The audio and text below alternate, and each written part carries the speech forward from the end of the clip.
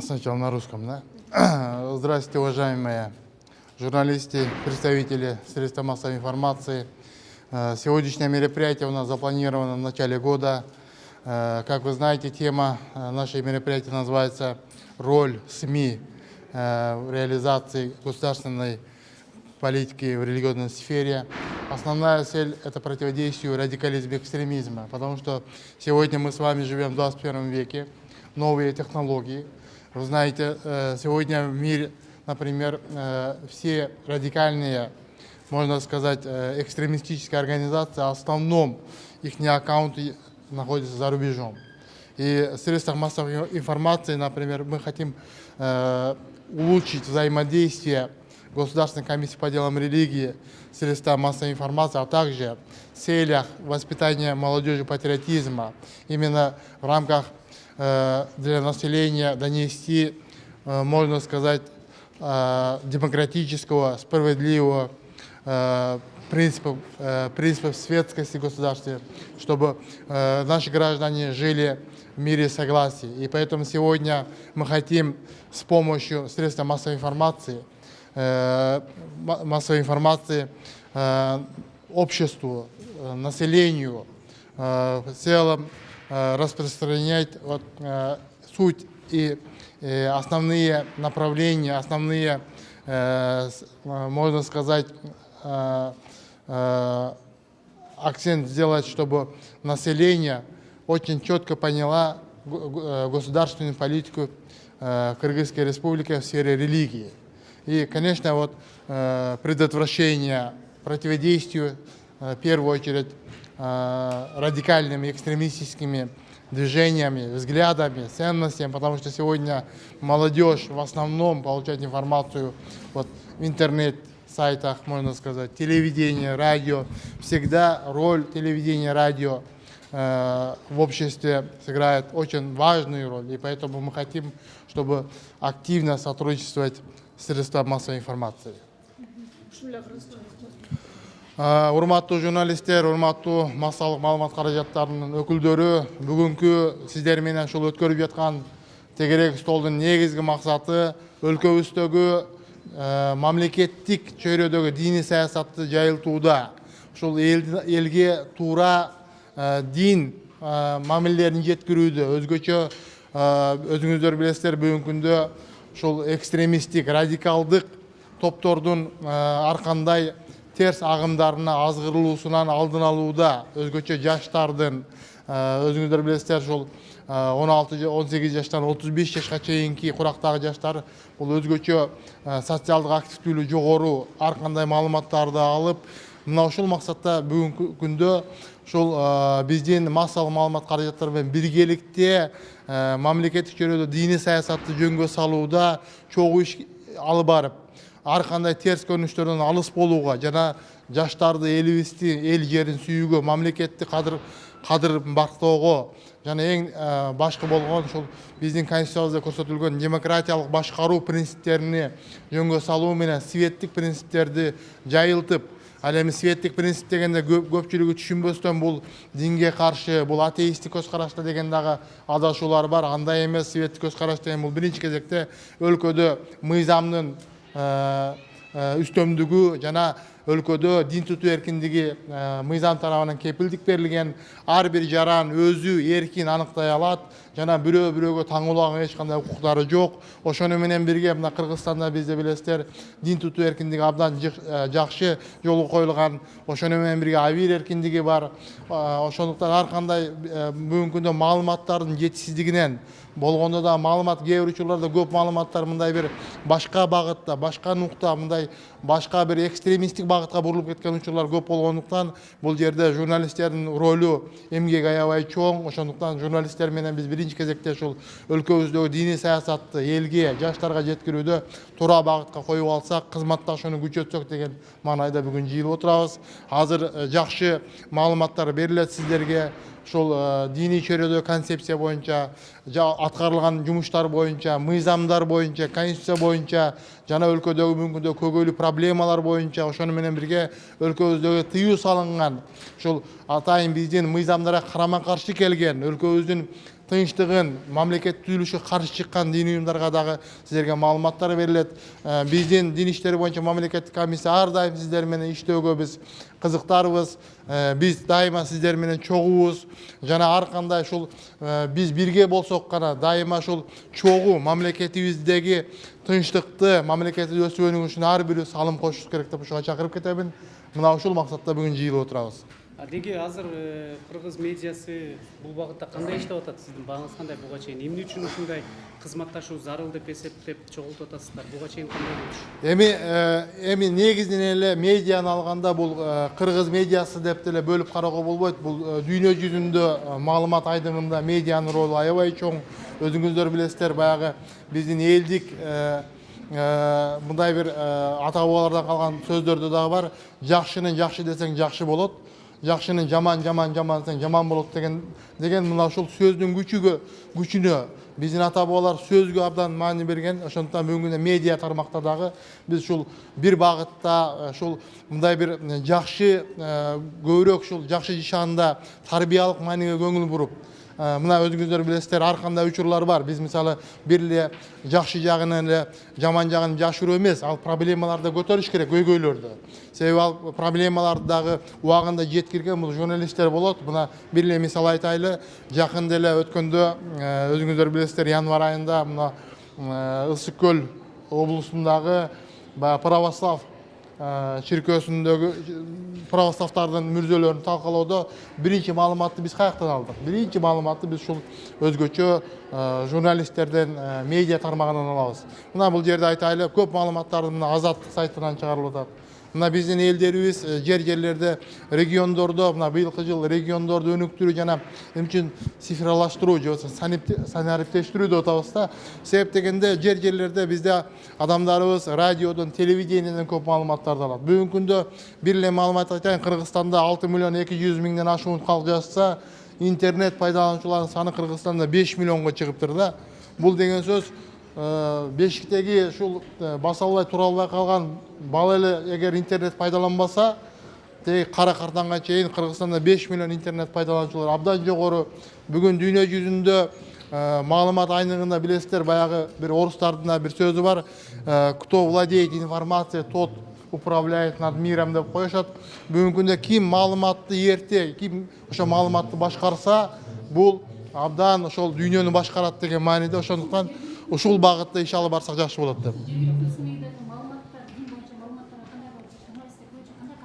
Мен бүгүнкү күндө журналисттердин ишине сын пикир айтуудан алыспын. Аны бааны биздин элибиз берсин. Биз бүгүнкү күндө журналисттер менен ушул баягы өзүбүздүн көйгөйлөрдү чогуу талкууласак, анан мүмкүн ошол кемчиликтер сиздер тараптан болсо ошону оңдоого сиздер дагы салым кошсоңуздар, айтсаңыздар. Анан кээ бир учурларда болуп калат, бир маалыматтарга келгенде эле бир кызыктуу маалымат биз түшүнөбүз. Журналистиканын өзү табияты ошондой, бул баягы маалыматтарды тез жеткирүү жана элге сенсация жасоо болуп калат да. Ошол жерлерде кээ бир учурларда такталбаган маалыматтар дагы чыгып кеткен учурлар болот. Мен ошону такталган маалыматтарга, фактыларга, аргументтерге, анан бир нече ой пикирлерге таянып жүргүзүүгө чакырат элем да. Ушул жагынан ушул кыргыз медиасына көңүл бурсаңыздар деп суранып кетебиз. Андыктан ушул дини маңыздагы, дини маанайдагы маалыматтарды чагылдырууда өтө этияттык, дыккаттык жана объективдүү болууну талап кылат. Бул жакта дагы ушул биздин иш-чарада сиздерди жандуу талкууга алууну чакырып кетмекчибиз. Биздин бүгүнкү иш-чарада Дин иштери боюнча мамлекеттик комиссиясы, Маданият маалымат министрлиги, ошондой эле Кыргыз Республикасынын ички иштер министрлигинин өкүлдөрү өзүнүн баяндамаларын кылышат. Төгөрөк стол деп койсок болот. Бул мындай жумушчу жолугушуу. Биздин максатыбыз бүгүнкү күндө сиздер менен ушул жалпы диний чөйрөдөгү жасалып жаткан жумуштарды айтуу менен ошол өлкөбүздөгү диний чөйрөдөгү жалпы маалымдоо каражаттарында жүрүп жаткан саясат боюнча бир пикир алышып, ортого салып, анан учурдагы көйгөйлүү маселелерди дагы көтөрүп, себеп дегенде өзүңүздөр билесиздер, дин тутуу эркиндиги бул 1991 жылы Кыргыз Республикасы эгемендүү республика болуп түзүлгөндөн кийин мына ушул дин тутуу эркиндиги берилген. Эми салттуу түрдө Кыргызстанда, ошо биз жашаган аймакта салттуу түрдө өз негизинен ислам дининин сунни багытынын ханафи маскабы, ал эми христиан дининин православ багытынын ошол орус православ чиркөөсү салттуу түрдө биздин аймакта жашап келген. Ал эми 91-жылы эгемендүү болгондон кийин чек аралар ачылып, демократиялык башкаруу системасы киргенден кийин ошол көптөгөн багыттагы диний уюмдар дагы келе баштады. Бул бүгүнкү күндөгү көйгөй жалгыз эле Кыргызстанда эмес, бүгүнкү күндөгү баардык постсоветтик өлкөлөрдүн баарында мына ушул көйгөйлөр бар. Себеп дегенде бүгүнкү күндө экинчи жагынан өзүңүздөр билесиздер, технология, маалымат тармагында аябай мыкты, аябай тез өнүгүп атат. Биз өзүбүз байкабай калышыбыз мүмкүн. Элестетиңиздер, мындан 20 жыл мурда интернет пайдалануу деген жок болчу. Мындан 15 жыл мурда эле WhatsApp'ты пайдалануу деген өлкөбүздө жок болчу. Азыр биз мындай лицензионный контролду баштадык да. Анын негизинде бардык көбүнчө телеканалдарга мындайча айтканда эме бердик, предписание бердик да.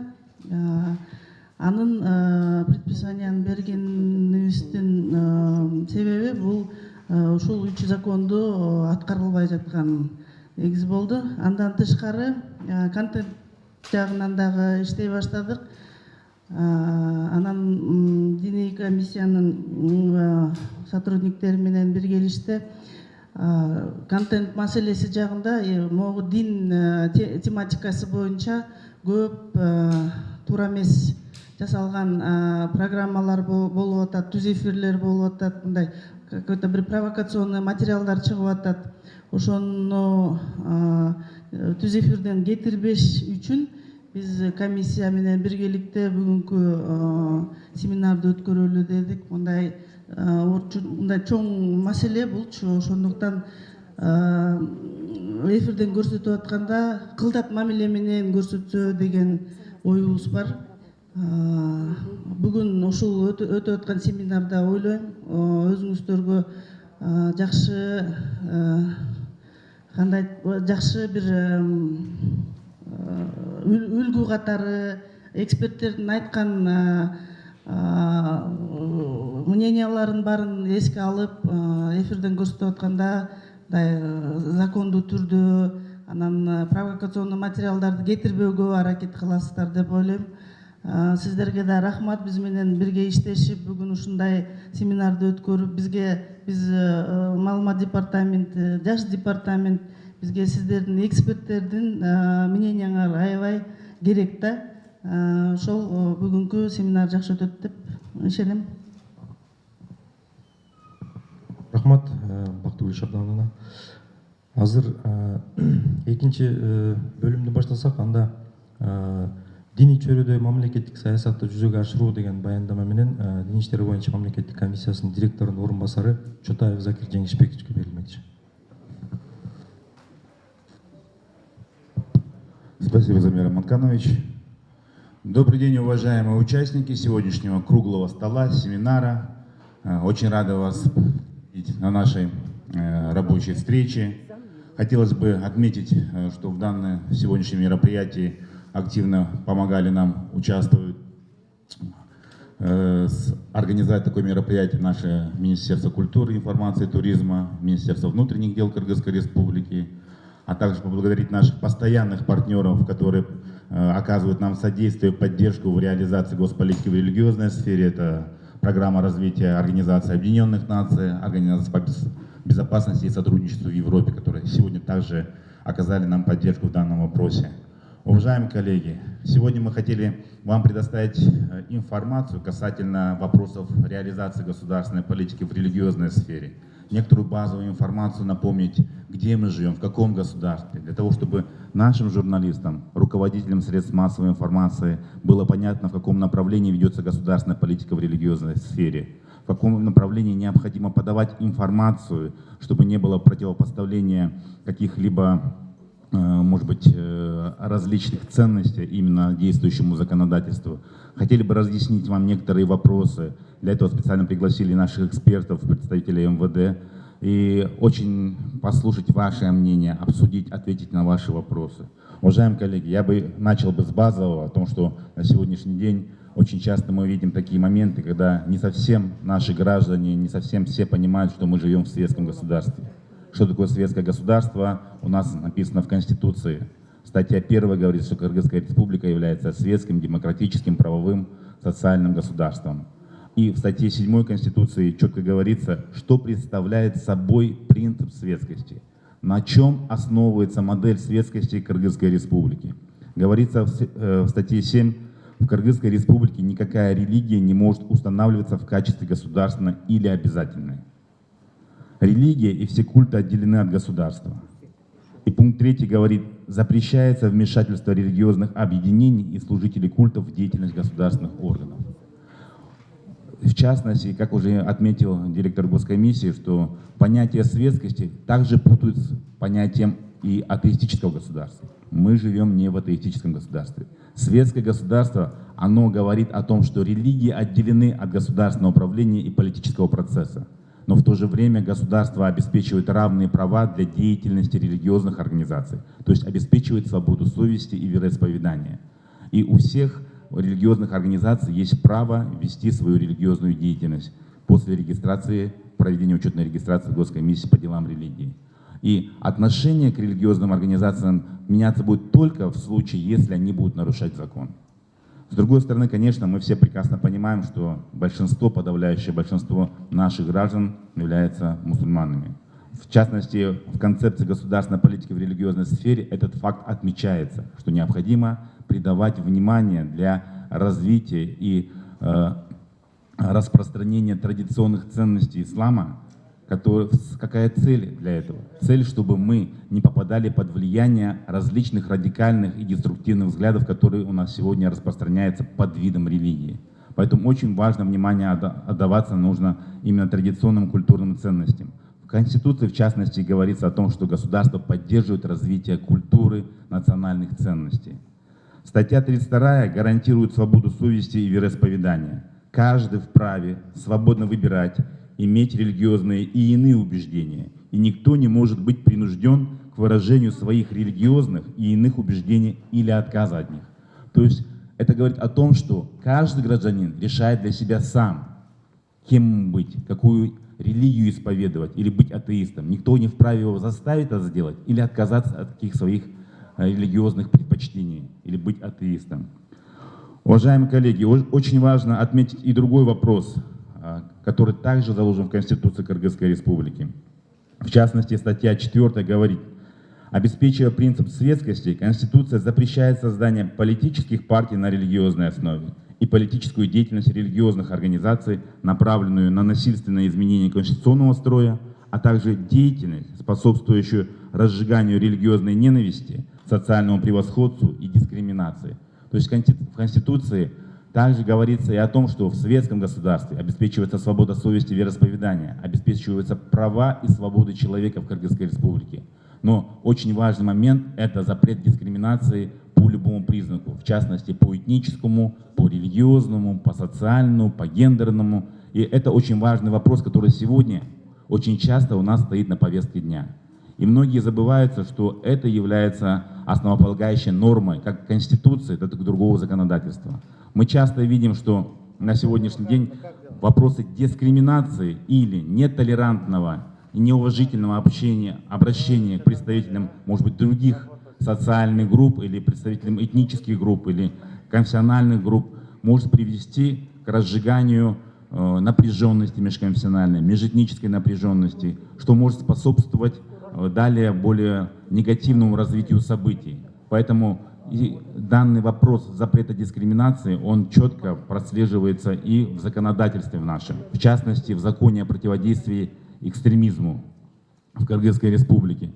Я хотел бы просто сделать вам, показать некоторый пример, который показывает, что определение экстремизма включает в себя и такие действия, направленные на возбуждение расовой, национальной или религиозной розни, а также социальной розни, связанной с насилием и призывом насилия. То есть это говорит о том, что если отношение идет дискриминационное и сопровождается насилием, то это может подпадать под определение или понятие экстремистской деятельности. Поэтому здесь надо быть очень внимательны. С другой стороны, уважаемые коллеги, не только Конституция Кыргызской Республики показывает нам принцип светскости. В данном случае есть Конституционный закон, статья 22, пункт 15. Конституционный закон о выборах президента Кыргызской Республики и депутатов Джугургу Кенеши Кыргызской Республики, где говорится, что представители религиозных организаций не имеют права агитировать, выпускать и распространять любую агитационную литературу или материалы в политическом процессе или в предвыборной кампании.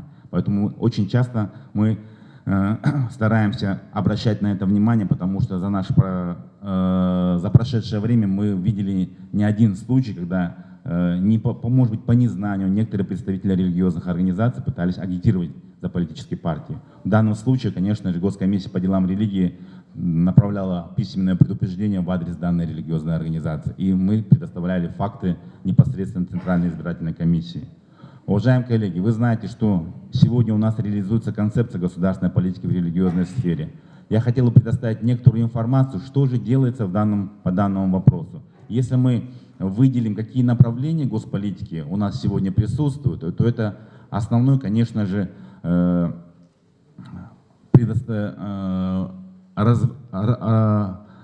раскрытие понятия светского государства или светской модели Кыргызской Республики.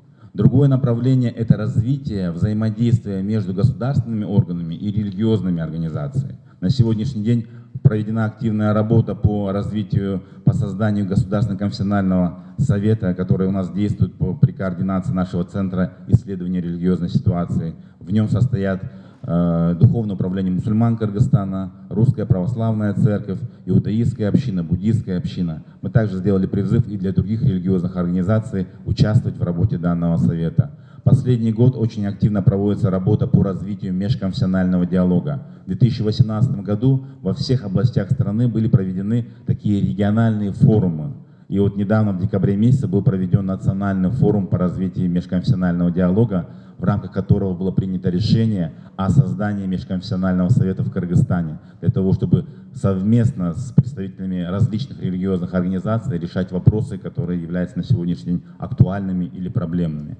Другое важное направление – это религиозное образование или реформирование религиозного религиоведческого образования. Когда мы говорим, что такое религиозное образование, что такое религиоведческое образование, мы должны четко вставить, что это два разных направления. Может быть, если мы говорим о религиоведческом образовании, это именно светский подход.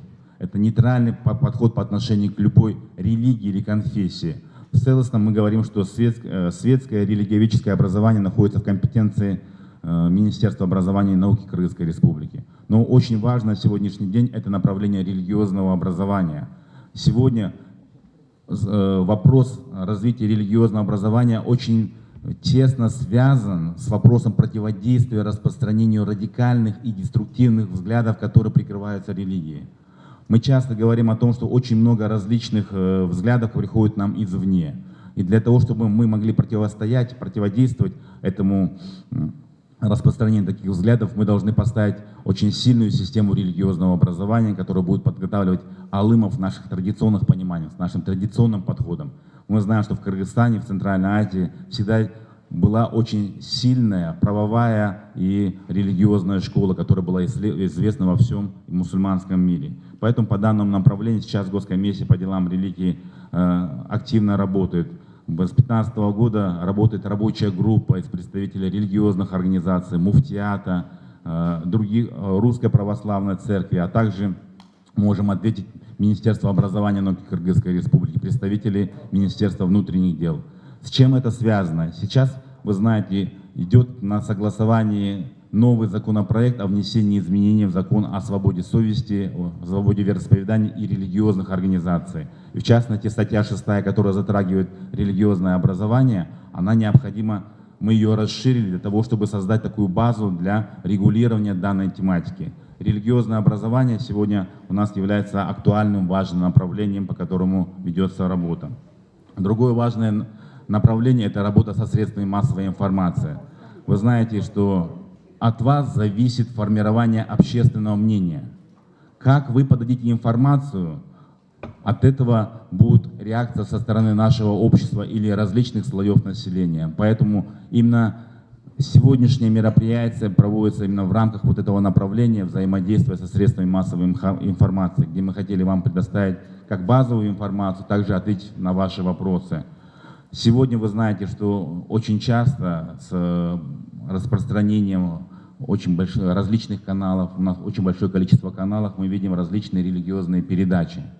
Но по действующему закону вы должны понимать, что сегодняшний закон говорит, религиозная деятельность проводится только со стороны религиозных организаций, зарегистрированных, прошедших учетную регистрацию в Госкомиссии по делам религии.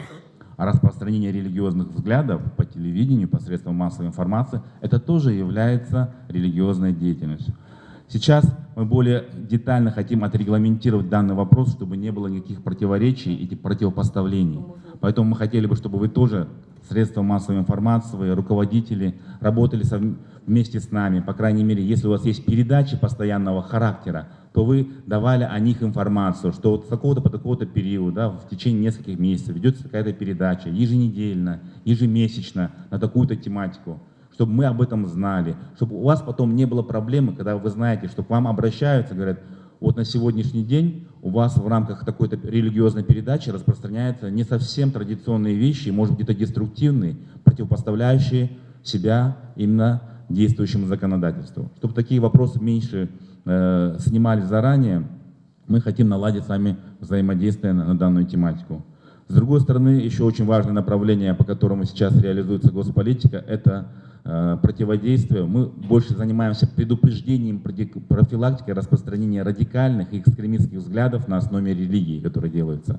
В данном направлении мы работаем совместно с правоохранительными структурами, в частности, Министерство внутренних дел, Государственный комитет национальной безопасности, а также проводим самостоятельные циклы профилактических мероприятий. На сегодняшний день систематическая работа уже здесь налажена. Только в 2018 году мы во всех регионах страны в 28 сообществах провели такие профилактические мероприятия, предоставили базовую информацию. В рамках данных профилактических мероприятий, у вас у всех есть раздатки, посмотрите, пожалуйста, вот это книжка «Государственная политика в религиозной сфере», законодательные основы, концепция и понятие традиционного ислама. Как понимается это?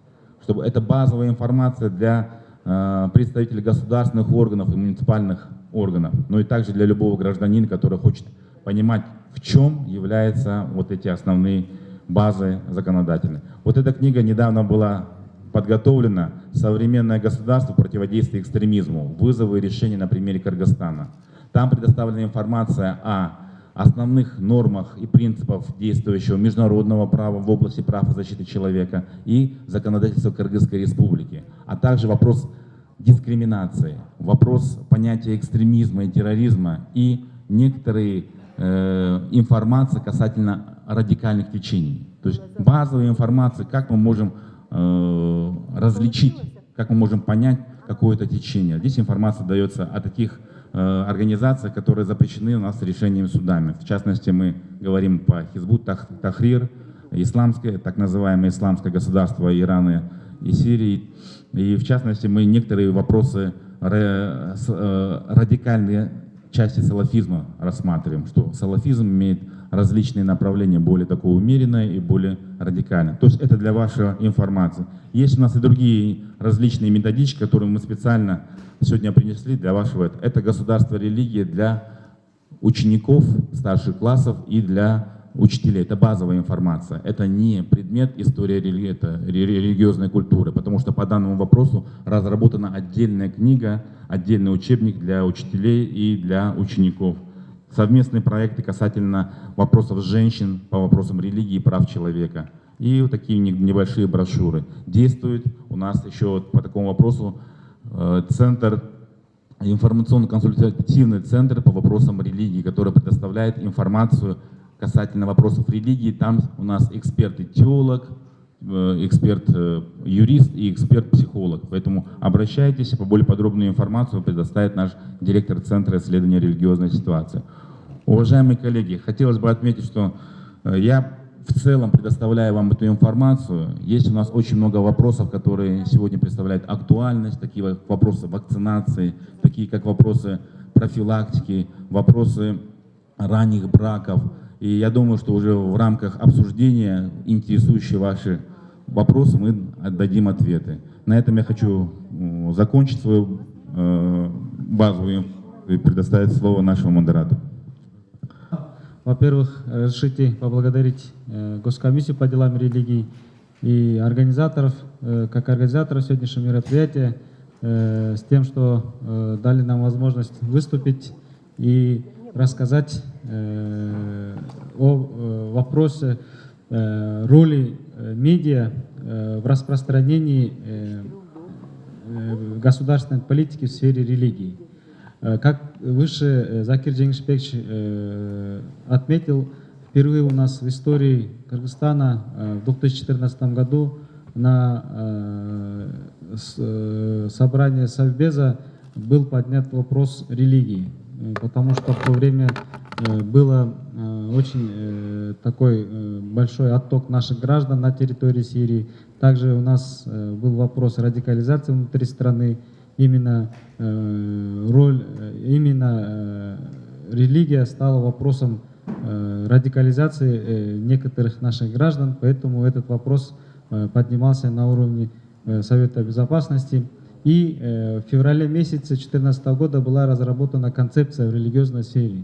В рамках данной концепции все государственные органы совместно с неправительственными организациями, международными организациями, там есть пункт 3.2, где говорится, что должны проводить профилактические мероприятия. И в плане мероприятий, в рамках исполнения плана мероприятий МВД приказом министра был издан приказ номер 811, где в рамках исполнения вот этого плана мы, сотрудники ОВД, должны были проводить профмероприятия среди населения. Также есть пункт, где должны сотрудничать с представителями средств массовой информации. И на сегодняшний день у нас ведется очень плодотворная работа. Мы постоянно проводим такие мероприятия совместно с представителями СМИ. Вот можно отметить, 6-8 декабря 2018 года у нас прошел большой международный форум под названием «Роль медиа в профилактике экстремизма». Также 26 декабря у нас на местном уровне была проведена встреча с представителями СМИ, где тоже рассматривался вопрос профилактики насильственного экстремизма и роль средств массовой информации. Также у нас совместно с ОБСЕ, вот каждый год ОБСЕ проводит тренинги для молодых журналистов. Вот там тоже нас приглашают, и у нас теологи, и наши специалисты выезжают и совместно с ними тоже проводят для молодых журналистов, студентов тренинги, как определить материалы в интернет-пространстве. Что на сегодняшний день роль СМИ очень велика, особенно в профилактике. Естественно, с 2014 года у нас был большой отток наших граждан в Сирию для участия.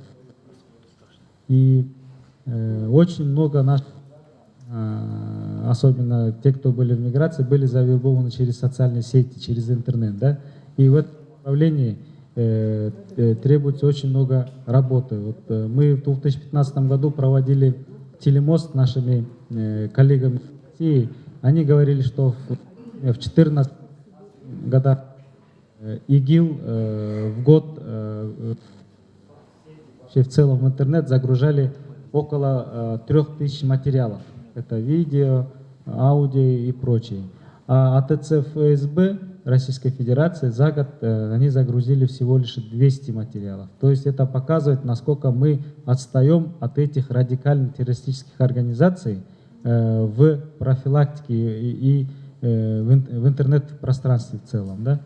И можно отметить, что у нас в службе по противодействию экстремизму и незаконной миграции МВД Кыргызской Республики существует отдел по киберугрозам, который непосредственно занимается выявлением, мониторингом.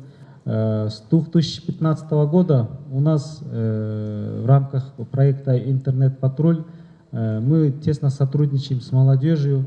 Наши студенты, старшеклассники общеобразовательных школ, они нам помогают мониторить интернет-пространство, где, например, где-то появляется какой-то контент в интернете, да, с содержанием какого-то экстремистского материала или видеоролика, они через наши вот эти закрытые группы передают, и мы тоже дальше уже работаем по данному направлению. Также очень важно отметить, что на сегодняшний день в рамках нашей концепции в религиозной сфере на 2014-2020 годы проводится масштабная профилактическая работа. В рамках данной работы мы очень тесно работаем с Госкомиссией по делам религии. Также Госкомиссия по делам религии в рамках своих проектов организовывает разные телепередачи на государственных каналах и других частных телеканалах и радиоканалах. Вот одно из них вот в ЛТР, на Первом канале, да, у нас в государственном канале есть передача под названием «Дин Жанаком» и прочее. Вот такого рода профмероприятия на сегодняшний день проводятся.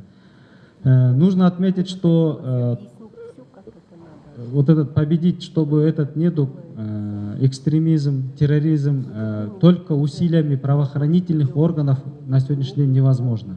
Мы в этом направлении должны работать только совместными усилиями. И в рамках вот этих усилий роль СМИ, она очень велика. На сегодняшний день мы должны, я думаю, очень тесно сотрудничать в этом плане.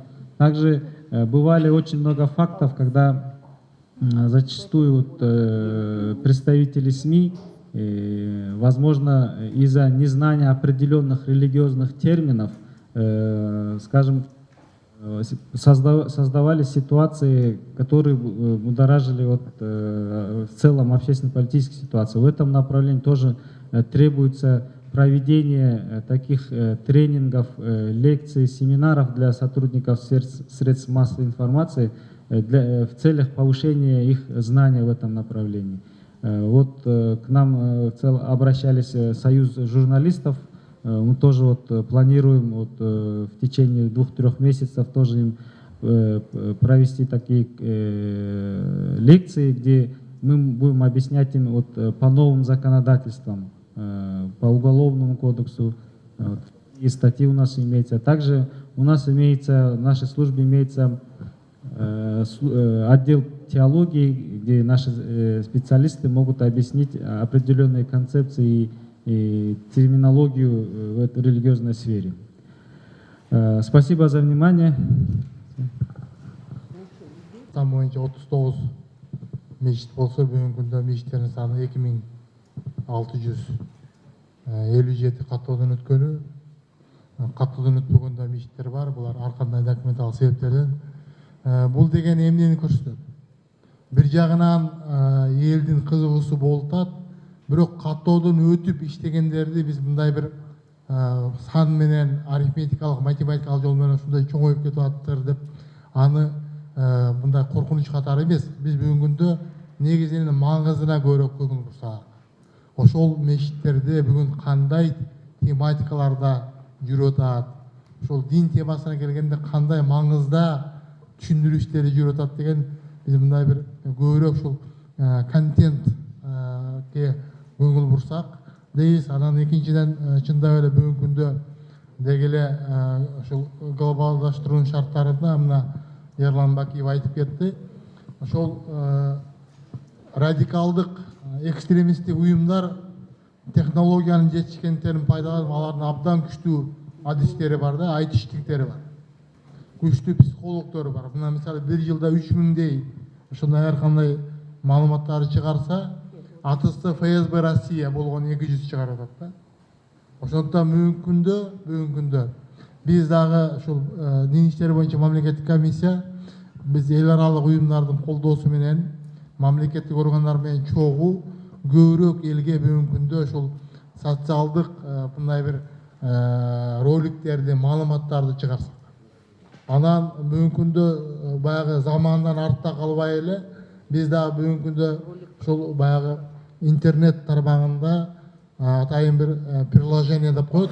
Ошол суроолорго жооп тапкан маалыматтарды чыгарсак. Дагы бир маалымат иретинде чындап эле 2014 жыл концепциядан кийин 2015 жыл Кыргызстанда диний маданият өнүктүрүү боюнча иман фонду түзүлгөн. Фонд тарабынан жалпысынан 3000ден ашуун биздин дин кызматкерлери окуудан өткөрүлдү да. Бүгүнкү күндө ушул дин кызматкерлеринин билимдери канчалык жогору болсо, себептегенде түздөн түз эл менен алар иш алып барышат. Ушул ар кандай маселелер келгенде, мындай туура маалыматтарды жооп бергенде, себеби көпчүлүк бизде бүгүнкү күндө чындап эле моюнга алыш керек, бүгүн коомубузда диний сабатсыздык абдан жогору. Диний билим берүү менен дин таануучулук билим берүүнү дагы жакшы алималай билбегендер көп. Себептегенде дин таануучулук дегенде бул орусча религиоведческое образование, диний бул орусча религиозное образование. Мы сегодня должны поднять уровень качества религиозного образования, где вот это в медресах, исламских институтах, университетах должны быть стандарты, государственные стандарты. И после 2014 года, действительно, до 2014 года государство вот как-то вот в таком понятии в целом понимали, государство или религия отдельно от государства, это означает, что религия сама по себе, государство само по себе живет. Нет, это неправильное, ошибочное представление было. И после 2014 года государство взяло на себя руки. Должна государство заниматься вот этим вопросом, потому что религиозный вопрос, сама религия сегодня действительно вот настолько вот проникла в жизнь наших граждан, и поэтому очень чувствительный вопрос. И в этом плане, конечно, вот наши духовные лидеры, они тоже вот нам помогают, потому что их слова более весомые, когда, например, один религиозный лидер о чем-то говорит, например, вы же знаете, у нас есть такие религиозные лидеры, и поэтому их тоже надо воспитывать в духе государственного, в духе, чтобы у нас вот мындай мамиле болуп калганда, мамлекет деген бул мамлекеттик органдар, ал эми мамлекеттик эмес органдар бул мамлекетке тиешеси жок. Же болбосо мамлекеттик орган иштебеген адам болуп, же болбосо баягы бизде граждандык сектор болсо, дайым эле сындай бериш керек. Жаман, бул жаман эчтеке болгон жок, карабайт, иштебейт. Мамлекеттик органдар болсо актанып эле басып жүргөн учурлар да болуп калат. Жок, биз иштеп атабыз дегенде мындай. Ушул жерде бир баланс, мындай маалыматтык балансты дагы колго алсак деген инициатива болду. Рахмат. Рахмат пикириңизге. Сказали, что у вас есть волонтеры, которые мониторят интернет, да? Это вообще сколько их и какой у них возраст? Сказали школьники, да, насколько я понял? Нет, это подростки, это в основном это студенты высших учебных заведений, но есть несколько школьников, то есть несколько групп из числа школьников 10-11 классов. Ну вы их как-то обучаете, да? Мы в год во всех общеобразовательных школах по Бишкеку мы проводим лекции. И в рамках этих лекций заинтересованных мы привлекаем, там у нас специально закрытые группы есть, мы их там собираем. То есть они мониторят, помогают вам, да? А сколько их примерно количество? Около 800 человек. Это активисты, лидеры, молодежные. То есть это молодые люди, Молодые да? Студенты, люди. школьники. И школьники, студенты, и не только. Мгм, спасибо. Можно следующий, да, вопрос? Так, господину Ергешеву, у меня два вопроса. Вот последнее время Кечиресиз, өзүңүздү тааныштырып болсузбу? информационное агентство Кипресс, Аслан Сулыков. В последнее время вот говорили, да, вот особенно вот вчера, позавчера была новость такая, да, вот с России, что Исламская академия в Татарстане, да, готова обучить наших имамов. Не могли бы чуть-чуть побольше рассказать, да, про это? Кого они будут обучать, и почему, сколько человек там, да, потому что как бы последние 2 дня об этом много писали, да. И так, следующий вопрос тоже вам. Вот в предыдущей встрече с журналистами вы говорили, что вы, в принципе, госкомиссия готова поддержать список УДКБ, общий список УДКБ запрещенных партий, да, запрещенных организаций, экстремистских и террористических. Означает ли, что в Кыргызстане, то есть у вас такая позиция, что в скором времени, если вдруг это станет законодательной инициативой, войдет в силу, что даават станет вне закона, да? Спасибо большое. На первый вопрос.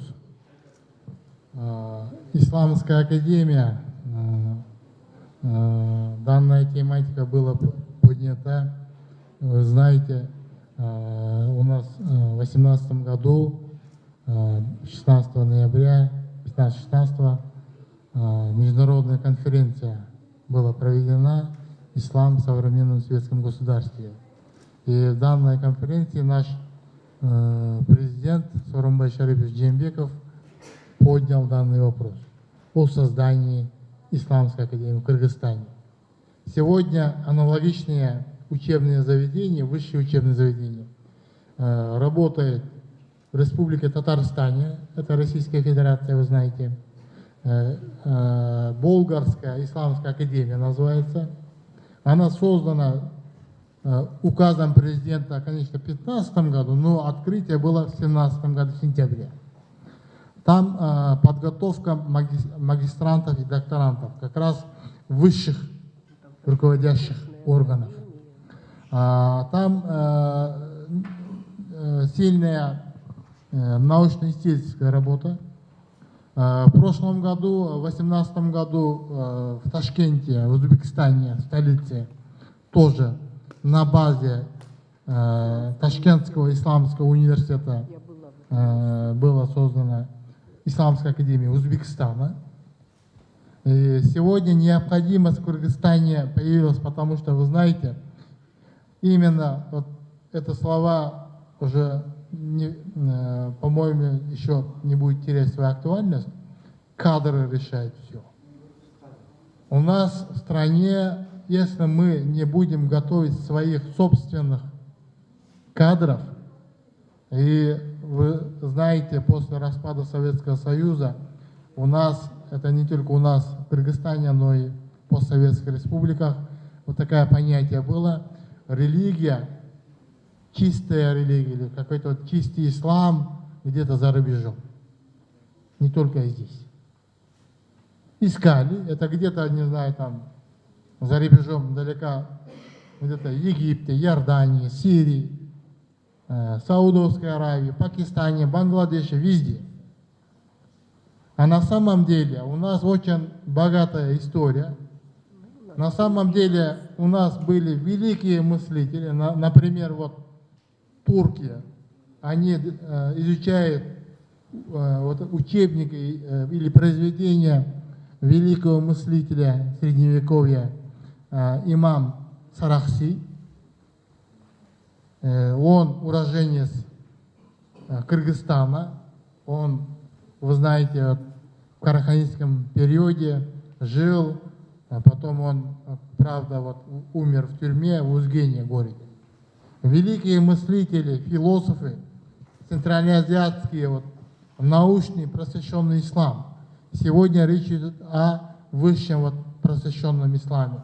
Если мы не будем готовить у себя своих вот, высших руководящих органов или духовных лидеров, такая история все время будет продолжаться. Например, у нас выпускники из разных стран, у них своя идеология, вы знаете, и поэтому сегодня мы работаем над этим, над созданием в Кыргызстане тоже академию. Данная академия занимается именно научно-просветительской работой. Это как раз магистратура, докторантура будет. Возможно, пока мы не знаем насчет бакалавриата, потому что у нас очень много теологических факультетов, у нас есть теологический колледж, у нас есть еще 10 высших учебных заведений исламских, вы знаете, 9 институтов и 1 университет. Вот Исламский университет Кыргызстана в 2017 году они получили лицензию с Министерства образования по специальности теология, а в 2018 году они получили вторую лицензию по арабскому языку и переводчика. И они постепенно наши вот эти учебные заведения тоже вот эта стандартизация идет.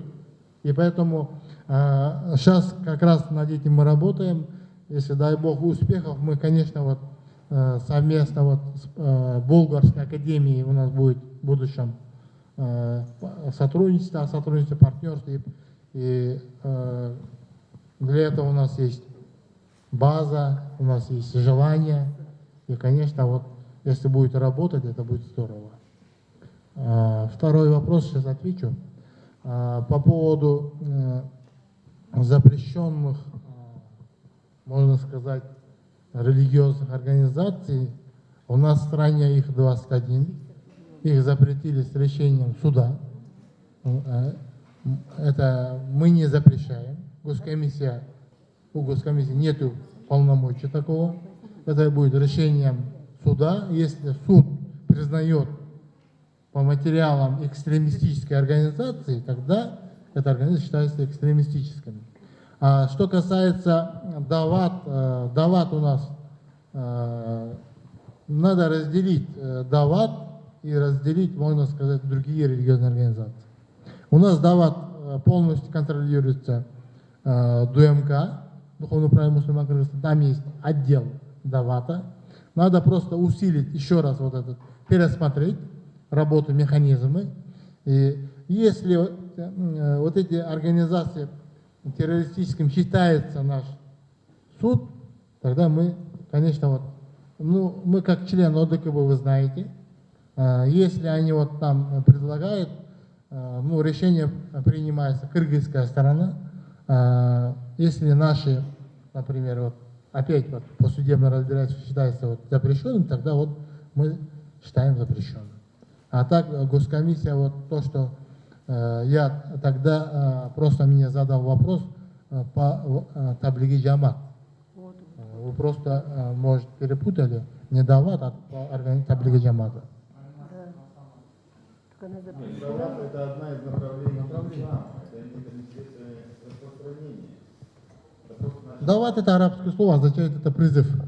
Например, любой призыв, например, вот, ну, доброту, не знаю, там, джахшилка, это же дават. Это не только таблига джамат, это все.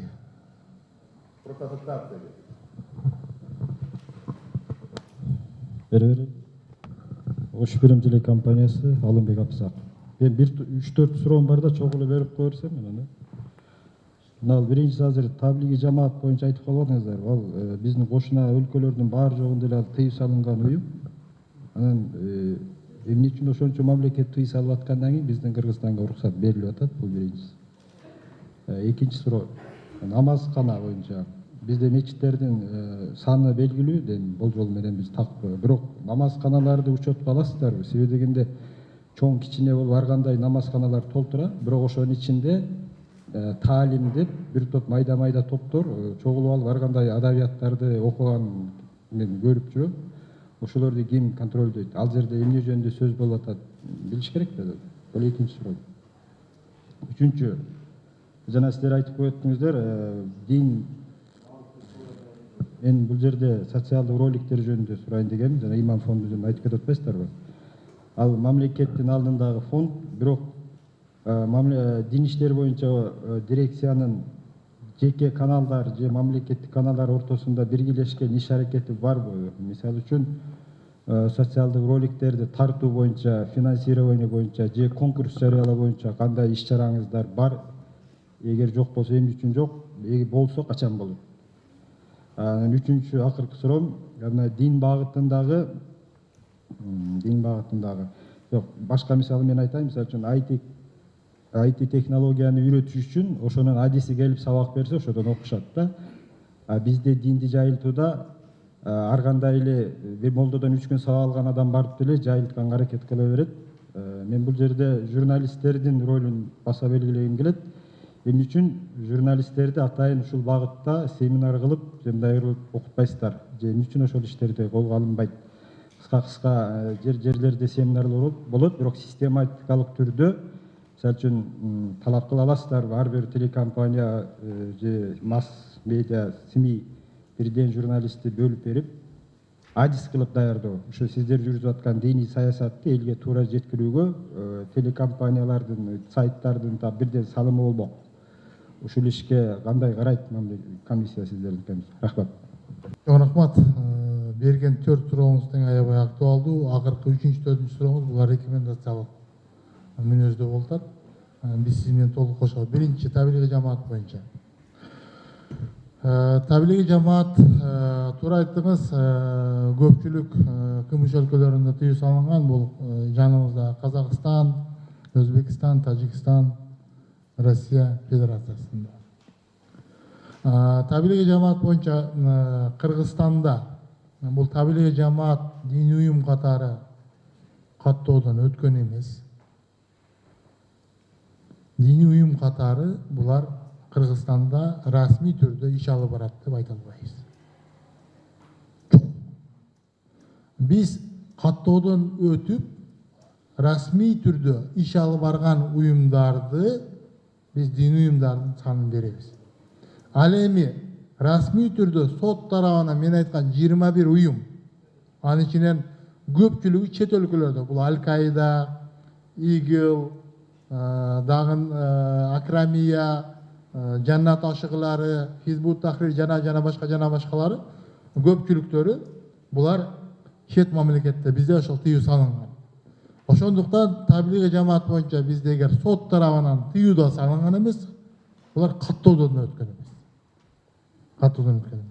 Ошондуктан эгерде табилигий жамаат буларды мисалы ишмердүүлүгү боюнча атайын бир ушундай бир сунуштар түшүп, сот тарабынан тыюу салынса, мамлекет анда булар ишмердүүлүгүн жүргүзгөнгө биз анда көзөмөлдөйбүз. Укук коргоо органдары да көзөмөлдөйт. Абал мына ушундай болуп турат бүгүнкү күндө. Анан мен дагы бир жолу айтып коеюн, эми туура табилигий жамаат булар Кыргызстанда мисалы бүгүнкү күндө уюму жок. Баары мисалы могул жерде уюму бар, могул жерде булар жашашат, могул жерде ишешет деген бир мындай бир ячейкалары жок да. Булар чет өлкөдөн башкарылгандыгы анык. Анан табилигий жамаатты көпчүлүгү общий эле баягы жалпысынан эле даватчылар менен да байланыштырып жүрөтпөйбү? Мисалы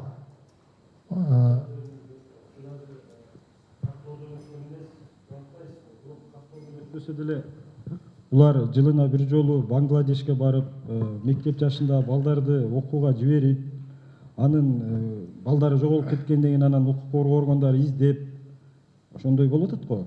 Каттоодон өткөн жок деп эле без контрольный калат. Бул мындай да, мектеп жашындагы балдарга диний үгүт насаат жүргүзүү мыйзам боюнча тыюу салынган бизде мисалы. Анан ошол балдарга бул табилигий жамаат болобу, башка болобу, кандай гана диний багыт болбосун, балдарга мектеп жашында жашы жете элек курактагыларга диний мыйзам тарабынан тыюу салынган.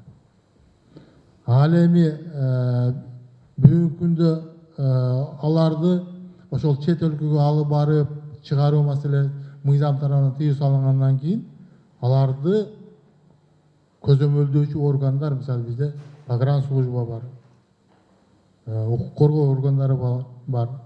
Мына ошолор аркылуу көзөмөлдөш керек. Мисалы биз алар чыгып кетканда баласы менен мен балам мен эс алганы кетем деп айтпайт да, биз диний багытта кетебиз деп.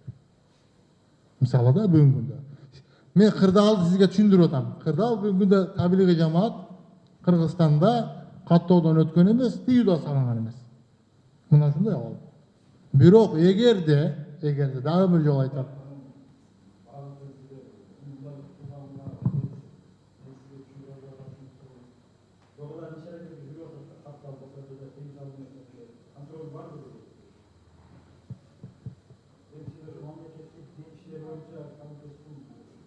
Мы занимаемся религиозными организациями.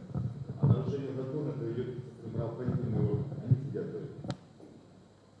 Если нарушение законодательства идет, они должны выявлять. Мына мен мындай эле түшүндүрөйүнчү. Каттоодон өткөн диний уюмдар менен биз мамлекеттик комиссия иштейт. Эгерде алар каттоодон өтпөй мыйзам бузса, укук коргоо органдары бар, алар иштейт. Ушул маселе боюнча 2014-жылы Коргоонун кеңешинин чечиминде отурумунда маселе козголгон. Атайын таблик жамаатты күн тартибине коюп, анын келечекте Кыргызстанда иш алып барсынбы, алып барбасынбы же жабалыбы деген маселе коюлган, чынын айтканда. Тиешелүү мамлекеттик органдар өздөрүнүн корутундусун берген. Кыргызстан мусулмандар дин башкармалыгына жанагы айтпадыбы жогоруда дават бөлүмү бар депчи. Ошол дават бөлүмүнө өзгөртүү толуктоолорду киргизип, Кыргызстанга туура келген, салттуу келген кийимдерди, башка өлкөнүн маданиятын кийбесин кийимдерин биздин ошол тиешелүү ал жерде документтер 3 эмедеги документтер каралган, ал жанагы ички иштер органдарынан соттолбогондугу жөнүндө ошол тиешелүү документтер топтолуп, анан кийин уруксат кагаз алып чыгыш керек деген. Ошону аткарбаган ошо таблик жамаатынын деп коелу тырмакчанын ичинде кыймыл пайда болгон. Бул ошол муфтияттын берилген тапшырмаларын аткарбай өз алдынчалыкка кеткен да. Бул сиз айткан жанагы айтып атпайсызбы? Сиздер катталган эле уюмдарга көзөмөл кыласыздар депчи. Биз катталбаган уюмдарга да көзөмөл кылабыз. Эгерде кайсы жерде мыйзамсыз диний ишмердүүлүк жүргүзүлсө, анда ошол биздин органдардын кызматкерлери тиешелүү чечим көрөт. Ошонун натыйжасында таблик жамааттын бөлүнүп чыккан Инкар Якин деген топ экстремисттик деп табылган да, соттун чечими менен.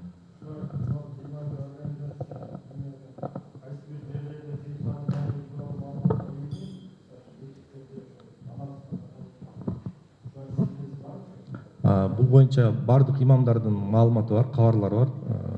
Сунуш иретинде эске алып коебуз, ушул мечиттерге дагы атайын тизмени илип кой депчи. Биз жогоруда айтып өтпөдүкпү, канча миң түшүндүрүү иштерин жүргүзүп, ошо ар бир түшүндүрүү иштеринде ушул уюмдар жөнүндө сөзсүз түрдө маалымат берип өтөбүз да. Бул мындай да, сизге түшүнүктүү болду окшойт, Якин Инкар боюнча. Бирок Якин Инкар деген кыймылдагылар, алар биз табилий жамаатбыз деп айтпайт. Биз аларга тийишебиз жок дейт. Бирок биз билебиз, алар табилий жамааттан бөлүнүп чыккан радикалдуу топ. Баягы балдарын мектепке бербөө, кээ бир абдан каттуу радикал болуп кеткендери, пайгамбар полдо отурган эмес экен деп үйүнөн полду суруп чыгып сырткы ыргытып берип, же болбосо пайгамбар заманында техника жок эле, машинага түшкөн эмес, жөө жүрөбүз деп. Бирок биз билебиз, Оштон Бишкекке чейин 700 километр жөө келишпейт. Кандайдыр бир транспорт менен келишет. Бирок элдерге барганда транспортко түшпөгүлө жөө жүрүш керек деген өздөрүнүн негатив көз караштарына жайылып калдыгынан биздин мамлекеттик түзүмгө коркунуч туудурган деген корутунду чыгарылгандан кийин 2017 жылы сентябрда Бишкек шаар сотунун чечими менен тыюу салынган экстремисттик уюмдар катарына кирди. Азырынча табилигий жамаат уюму боюнча мисалы мына ушундай корутунду чыгарылып, бул табилигий жамааттагылар булар мындай деп жыйынтык мамлекет корутунду чыгарылат. Короо кеңешинде каралган, бул маселе күн тартибинде турат. Бирок азырынча буларды мисалы бир мамлекет түзүмгө өзгөртүү киргизүү же башка маселелер боюнча кандайдыр коомдук карама-каршылыктар мындай бир жок. Бирок коомдо материалдык мындай мировоззренческий деп коет го, көз караштардын негизинде бар. Кийимдери боюнча жана башка боюнча. Эми намазкана боюнча сиз абдан туура айттыңыз. Республика боюнча бизде мечиттер каттоодон өткөн, намазканалар каттоодон өткөн эмес. Бирок толгон токой намазканаларда сиз айткандай эле бизде маалыматтар бар. Ал жактарга кирип мисалы намазканада мыйзам боюнча dini ишмерди жүргүзүүгө тыюу салынат. Намазхана бул кирет, намазын окуйт, чыгып кете бериш керек. Бирок тилекке каршы тигиндей учурлар катталгандыктан мыйзам долбооруна өзгөртүүлөр киргизилип 2008 жылдагы азыр мыйзам долбоору бүгүнкү күндө эки комитеттен каралып биринчи окууга өкмөткө жиберилген. Өкмөт тарабынан жогорку кеңешке чыгарылса, ошол жерде намазканаларды баардыгын каттоодон өткөрүү, тартипке келтирүү боюнча мыйзамда каралган. Ал эми мурдагы мыйзамда бул жок эле. Үчүнчү, социалдык роликтер боюнча абдан туура айттыңыз. Бул биздин быйылкы жылдагы ошол региондорду өнүктүрүү жана санариттештирүү жылына карата атайын мамлекеттик дин иштери боюнча комиссия алдыга милдет койдук. Ушул социалдык роликтерди көбүрөөк тартып жайылтуу маселелерине. Аларга бизге бүгүнкү күндө негизинен бул социалдык роликтерди тартууга колдоо көрсөткөн бул биздин эл аралык уюмдар, бул биздин мына Кыргызстандагы Бириккен Улуттар Уюмунун агенттиктери бар, ПРООН жана башка агенттиктери бар. Ошол эле мына биздин ЭККУнун Бишкектеги кеңсесине да кайрылганбыз. Анан алар тарабынан атайын ошол бул жерде биз кайрылдык, ушундай роликтерди жайылтууга көмөк көрсөтүңүздөр десек, булар колдоого алышты. Конкурс жарыялашат. Мына ушул конкурс аркылуу ошол социалдык роликтерди таркатышат. Ал эми 4-чү сурооңуз боюнча дин багытындагы журналисттерди окутуу боюнча бул маселе өткөн жылы көтөрүлгөн. Атайын ошол өткөн жылы биз атайын журналисттерге тренингтерди уюштурганбыз. Бул иш-чара бүгүнкү күндө бардык облустарда жүрүш керек. Эми билесиз, бир адис даярдаш үчүн көп убакыт кетет. Кыска мөөнөттүү 3 күндүк, 4 күндүк семинарлар менен эле даярдап коюш кыйын. Мына бүгүнкү иш-чарабыздагы негизги багыты ушул сиздерге маалымат иретинде мондой бир бизде чыгарылган маалыматтарды жеткирүү менен келечекте тынымсыз ушундай иш-чараларды өткөрүп турабыз деп биз кабыл алганбыз. Себеп дегенде текучка кадров деп коет орусча айтканда. Сиздерде деле журналисттерде мисалы бир тармактан иштеп атып эле өзүңүздөр билесиздер, жаңылыктардан билбейм корреспондент анан бир облустан районго тияктарга да кетип бир компаниядан экинчи бир телерадио компанияга өткөндө учурлар болот. Ошондуктан бул жерде туруктуу дайыма ошол теле компания дейбизби, радио дейбизби, ошого туруктуу ушул боюнча адис деп даярдап байлап коюш кыйын. Биз ушул кеңири маңызда ушундай иш-чараларды өткөргөнгө колдоо кылабыз. Бул боюнча сунушуңузду биз колдойбуз. Азыр уруксат берсеңиздер, кийинки баяндамага орун бере берелик, анан талкуу учурунда ошол суроолорду сактап жазып турсаңыздар, кийинки талкууда бересиздер. Президенттин 15-жылдын ноябрындагы жарлыгы менен бекитилген Кыргыз Республикасынын дин иштери боюнча мамлекеттик комиссиянын алдында диний кырдаалды изилдөө борбору негизделген. Негизи биз 2016-жылы апрель айында өзүбүздүн ишибизди баштадык. Кыскача айтып кетсек, биздин борбордун негизги максаттары бул диний кырдаалды изилдөөнүн мониторинг жүргүзүүнүн жана талдоонун улуттук системасын түзүү жана өнүктүрүү.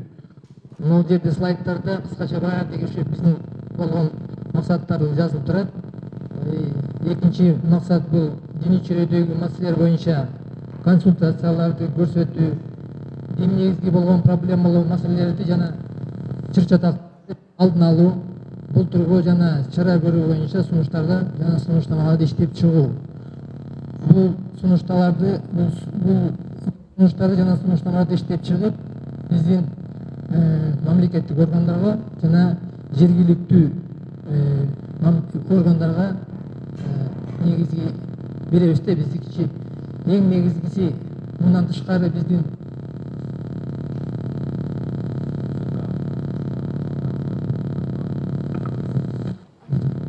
аппаратурада окуп турган киши карап коесуздарбы, ушул болот.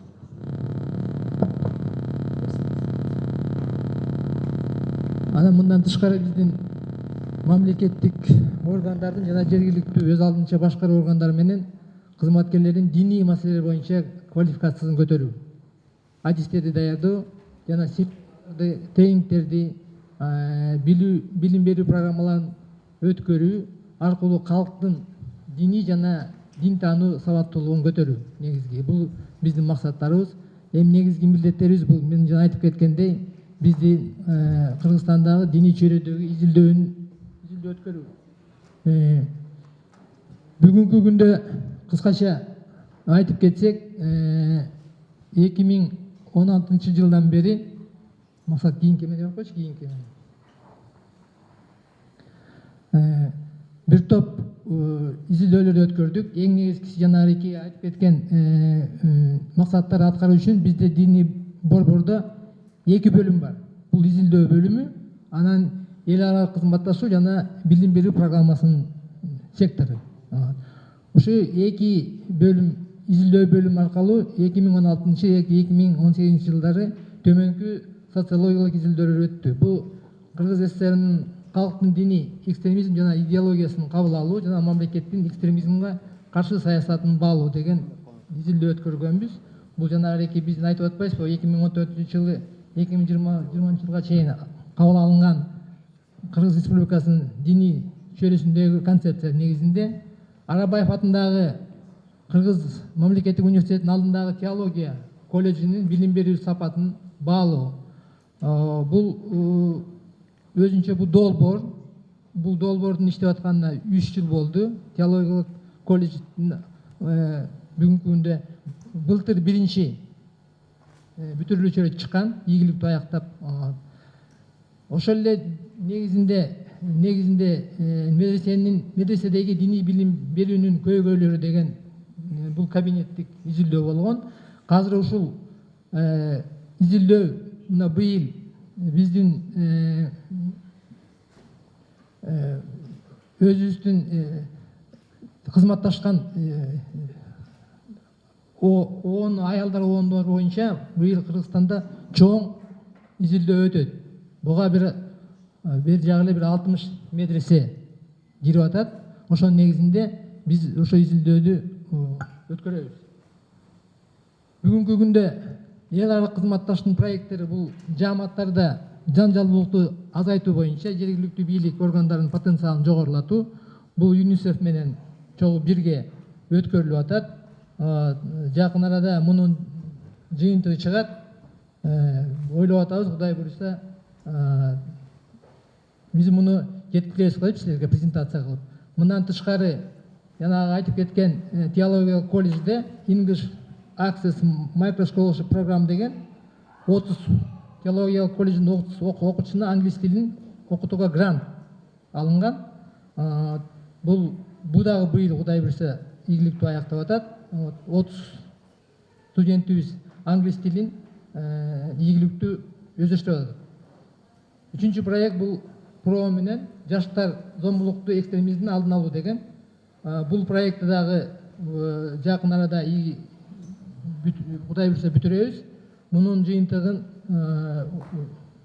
ойлоп атабыз. Массалык маалымат каражаттарга силерге жеткиребиз депчи. Төртүнчү бул жана айтып кеткен проект ПРО жана ООН айымдары менен бирге зомбулукту экстремизмди алдын алуу инклюзивдүү башкаруу системасын жана сот адилеттиги проекти жүргүзүлүп жатат. Ушунун ичинде жана жогоруда айтып кетпедиби Закир Жеңишбекович, ишеним телефону деген 1592 кыска номер менен бүгүнкү күндө адистер, булар психолог, теолог, юрист телефон аркылуу биздин жарандарга консультация берүүдө. Мындан тышкары бул ушул ишеним телефонунун адистери бүгүнкү күндө биздин Бишкек шаарында 3 райондо жолугушу өткөрүүдө, өткөрүп бүтүштү. Бул Ленин району, Светлов, Октябрь районунда жергиликтүү башкаруулуу адистер менен жана мектептин 9-11 класстын окуучулар менен. Андан тышкары азыр бир проблема бар. Бул 1592 телефону бул кичине мындай бир мамлекет аркылуу бизден колдонбогондон кийин могу проект аркылуу 3 телефон турат.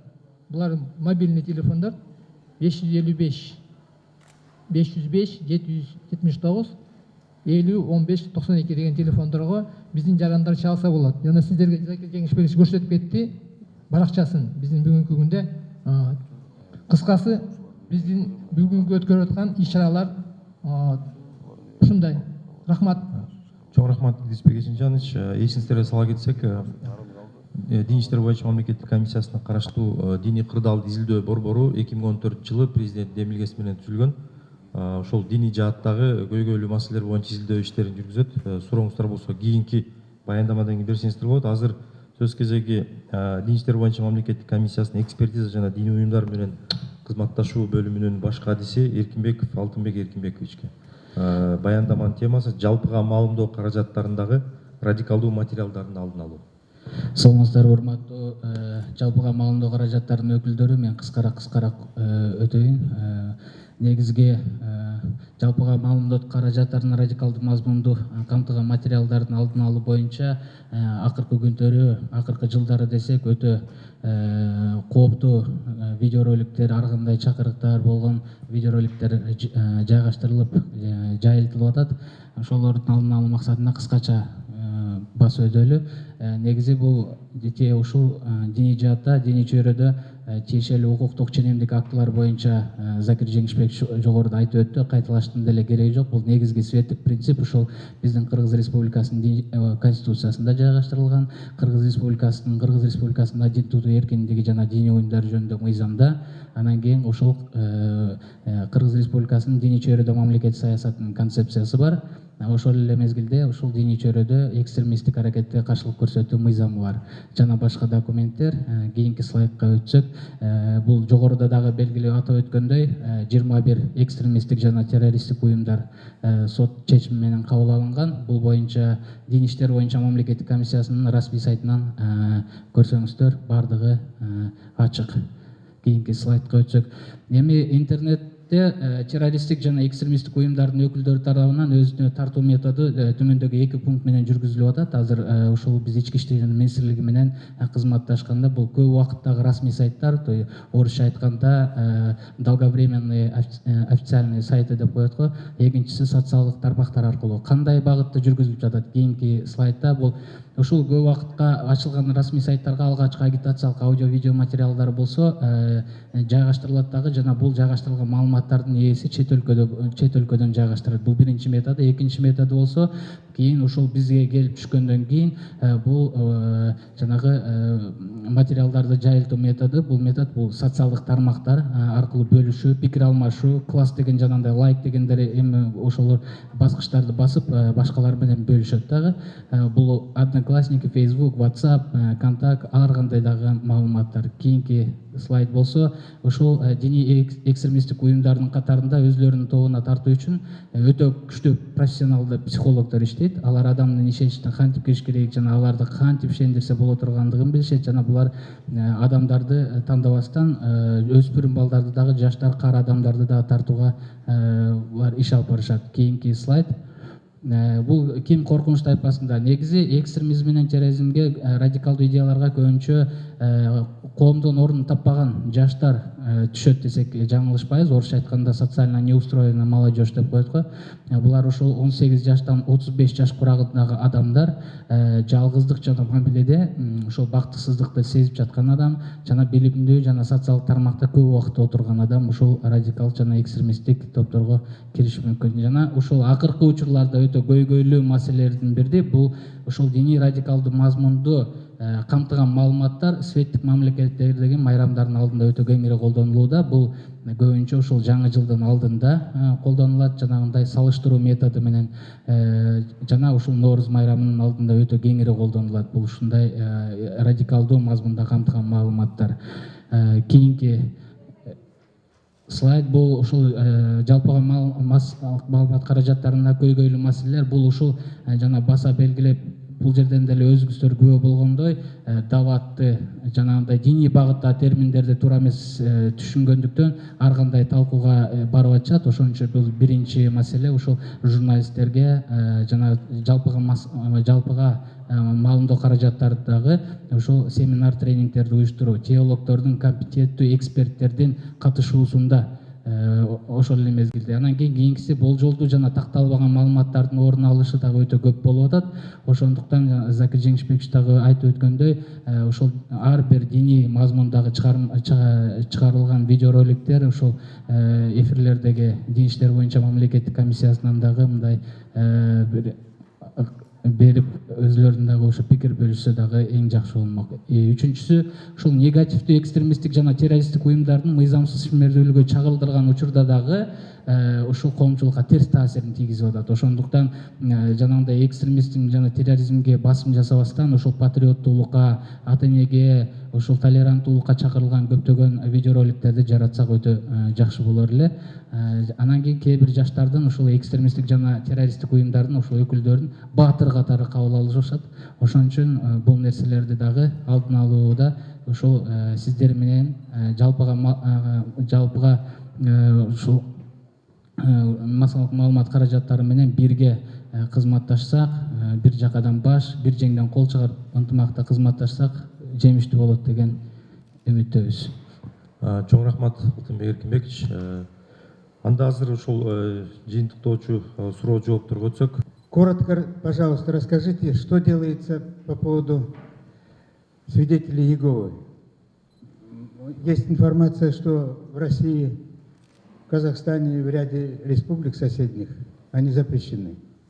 У нас же пока действуют. Можно ответить? Уважаемые коллеги, наверное, этот вопрос уже третий раз задается, но я просто еще раз скажу с точки зрения международного права. Мы являемся независимым государством Кыргызской Республики. То есть у каждого государства, которое запрещает ту или иную организацию по признакам терроризма и экстремизма, есть своя процедура, у нас есть своя процедура. Поэтому уже неоднократно мы объясняли, что некоторые организации, которые запрещены в других странах, не запрещены у нас.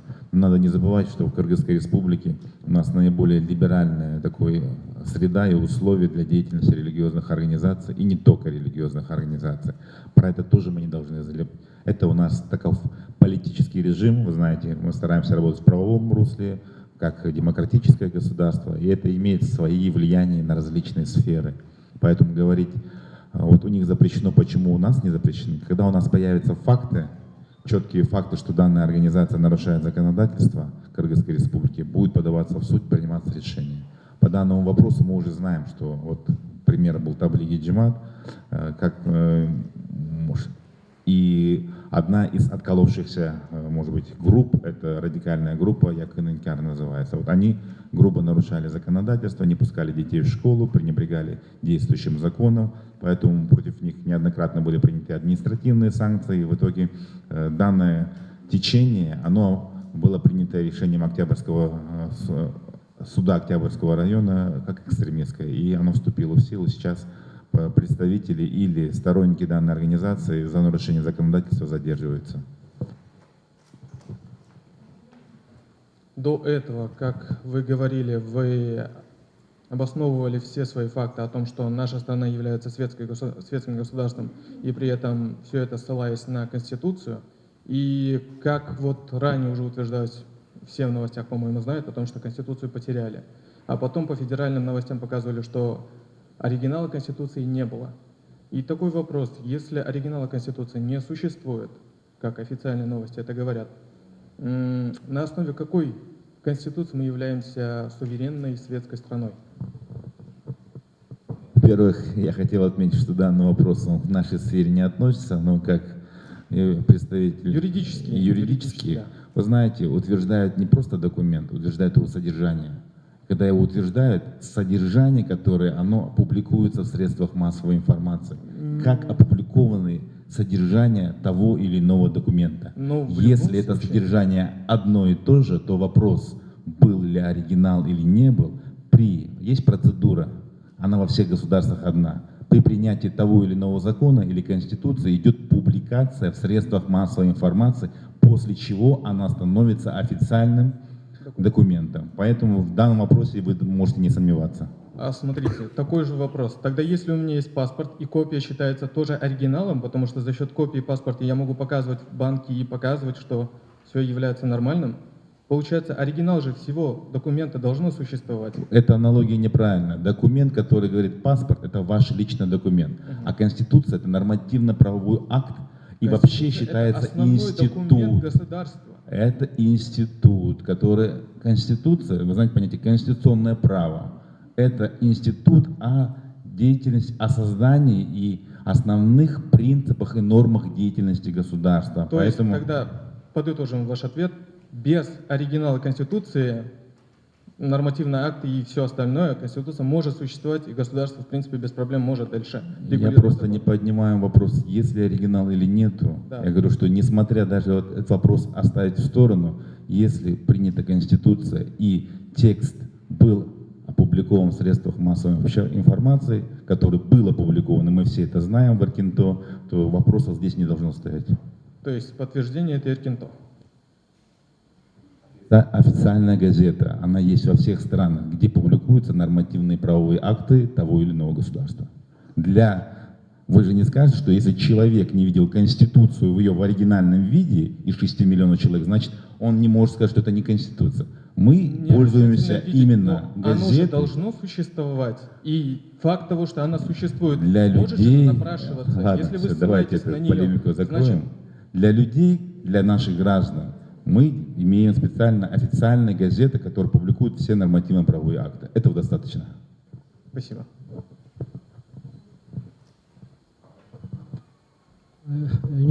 Телеканал Садыков. Алдында диний кырдаалды издөө боюнча сөз болду.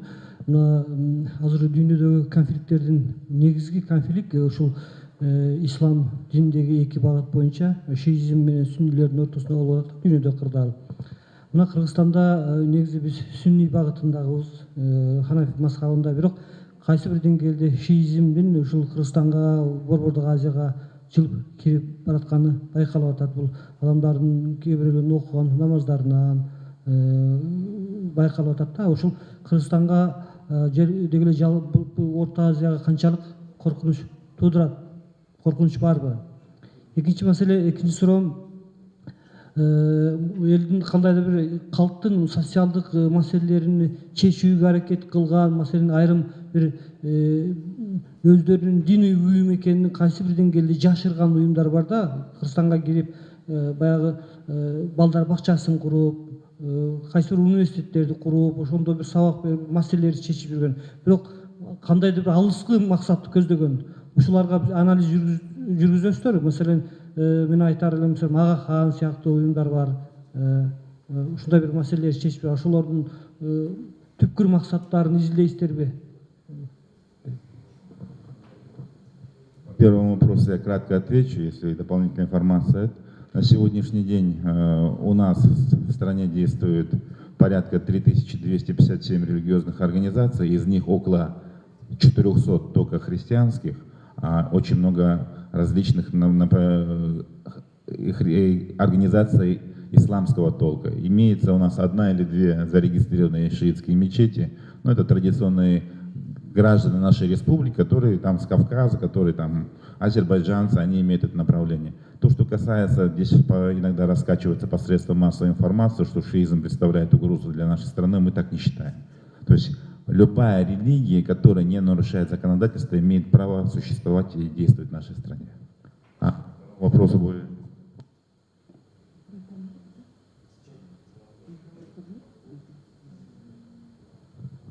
Биринчи маселеге толуктоо иретинде айтып кетсек, 2012 жылы Улуттук университеттин иранистика кафедрасында Кавсар деген атайын бир ирим кружок түзүлгөн.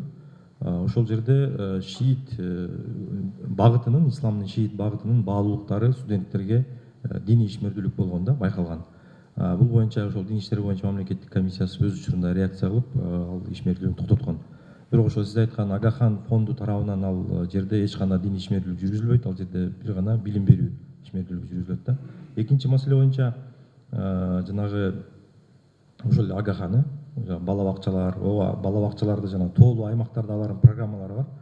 Тоолуу аймактарда атайын тоолуу региондордун ошо жаш балдардын, мектеп окуучулардын билим деңгээлин, сапатын жогорулатуу боюнча программалар бар. Ал жерде ошол лагерлер уюштурулат, китептер таратылат, бирок китептердин баардыгы эч кандай диний мазмун, контент камтылбайт. Ал жерде бир гана ошо билим берүү багытында. Бул боюнча биздин ошол Нарында атайын дин иштери боюнча мамлекеттик комиссиянын өкүлчүлүгү бар. Ар дайым мониторингде, көзөмөлдө эч кандай эме болбойт. Учурга чейин бир дагы бир агахандын диний ишмердүүлүгү болду деген факт дагы катталган эмес. Башка суроолор? Алыстарбы? Жанар Жолдошбаев, Азаттык радиосу. Бул баягы 2 жыл мурдагы Турциядагы окуялардан кийин Эрдоган менен Фетхуллах Гүлен баягы Фетхуллах Гүленди фетошолор деп террористтик уюм деп тааныбадыбы Түркиячы? Анан Кыргызстанда негизи андай деп айтышкан жок да, бирок ошонун атайын бир эмелери бар да, баягы бул жактагы балдары, то есть бул жактагы ошого мындай себактуу бүткөн балдар өздөрүнчө сохбеттеп коюшат да, чогулуп турушат. Анан ичинде кандайдыр бир чоң-чоң мындай китептерди окушат да. Мына ошол жөнүндө бир эме болду беле, мониторинг болду беле. Кандай мазмунда китептерди окуйт, ал Кыргызстандын мындай улуттук коопсуздугуна коркунучу барбы, жокпу ошондой?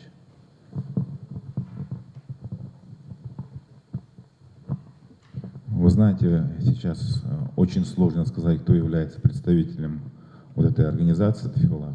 Просто есть общие основы идеологические, это есть книга Нурси, и по которым занимаются многие люди, а именно что эта книга Нурси является представителем, то есть показывает представитель этого течения Фетхуллаха нету.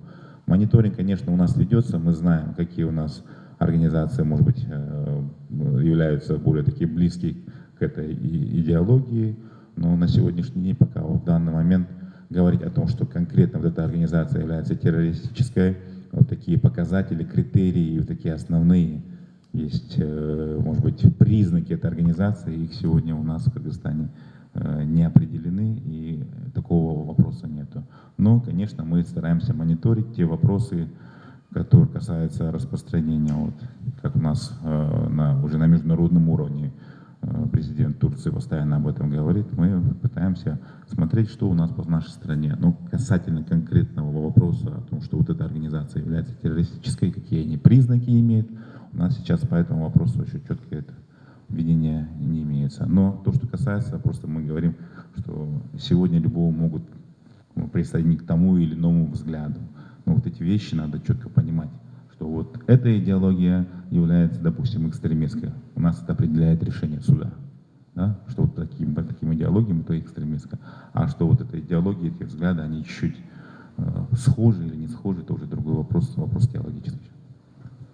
Ушул маселени толуктай кетсек, бул жанагы эле эмеге окшош да, жогоруда дагы сөз кызуу талкууга алынды го, таблиги жамаат маселеси. Мисалы Казакстанда же Орусияда тыюу салынды, бизде эмнеге тыюу салынбайт деген эле суроо да. Мисалы Турцияда тыюу салынды, а бизде эмнеге тыюу салынбайт деген эле суроонун параллель бир эмеси да. Анан бул Кыргызстандын бул жаатта өзүнүн саясаты бар, өзүнүн ошолор мисалы жана сохбеттеп чогулуп отурган китептердин мониторингге алынганбы? Ал биздин улуттук коопсуздукка коркунуч келтиреби, келтирбейби? Ошол жөнүндө, китептер жөнүндө да. Ооба, бул боюнча биздин Кыргызстанда каттоодон өткөн нуржулардын жамааты бар. Мисалы Адеп Башаты деген жамаат бар. Адеп Башатынын айрым китептер ошол Фетхуллах Гүлендин баалуулуктары, ошол айткан философ баягы ой жүгүртүүлөрү, диний түшүндүрмөлөрү берилген китептер бар. Китептердин баардыгы ошол дин комиссиясынын жана муфтияттын уруксаты менен басылат. Ал жерде учурда террористтик же экстремисттик пикирлер камтылган эмес ушулга чейин. Ал эми ошол сиз айткан сохбеттер, ошол Адеп Башаты атайын биздин каттоодон өткөн, ошол уюмдун алкагында балким өткөрүп атышы мүмкүн. Эгерде андан сырткары болсо, анда биз тиешелүү чара көрүшүбүз керек болот. Башка суроолор жок болсо, азыр кофе брейк тыныгуу бар бизде.